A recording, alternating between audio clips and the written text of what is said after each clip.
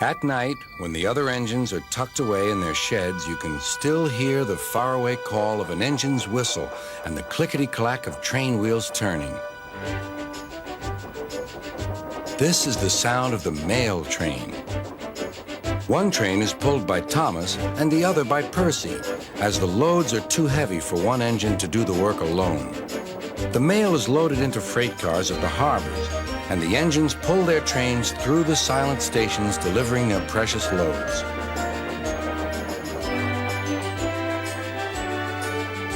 On a clear night, a big shiny moon brightens their journey, but often Thomas and Percy can't even see the stars. But whatever the weather, lamps along the track always light their way. One night, Percy was waiting at the junction. The main line train was late. At last, Henry arrived. "Sorry," he puffed. "The mail boat from the mainland was delayed." "Come on, Percy," said his driver. "Let's make up for lost time." Percy puffed along as quickly as he could, but the sun was already rising as he finished his work.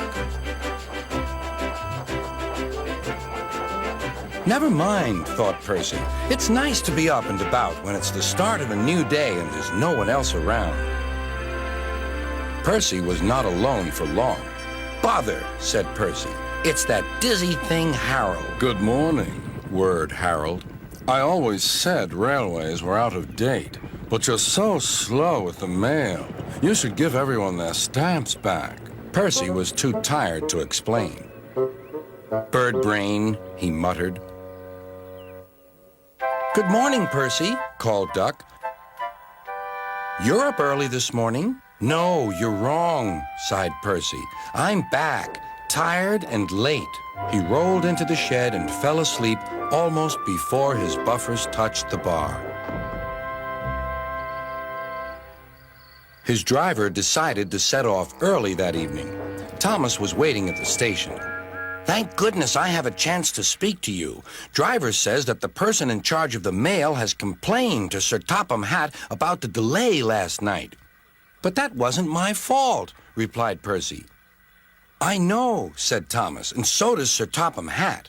But this mail person wouldn't listen. Tonight we'll just have to be quicker than ever before." The engines were just leaving when they heard a familiar buzzing. "I say, you two, there's news flying about." "Where?" puffed Percy crossly. "All over the place. They're going to scrap the mail train and use me instead. Wings work wonders, you know. Always." "Rubbish," huffed Thomas. That night, everything ran like clockwork. Thomas and Percy steamed through the stations, making good time everywhere they went.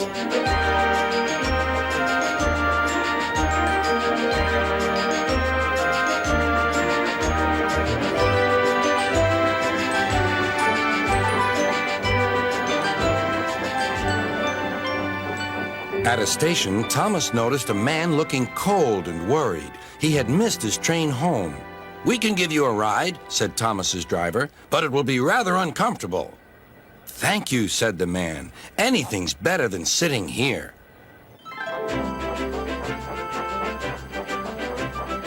The next afternoon, Percy passed the airfield and saw Harold.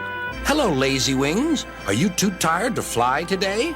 "The wind's too strong," grumbled Harold. "I've been grounded." "You need rails," laughed Percy. "They work wonders, you know. Always." That night, Sir Topham Hatt showed the two engines a letter. It was from the man who missed his train. "He thinks you are both splendid, and everyone says that the mail train is the pride of the line."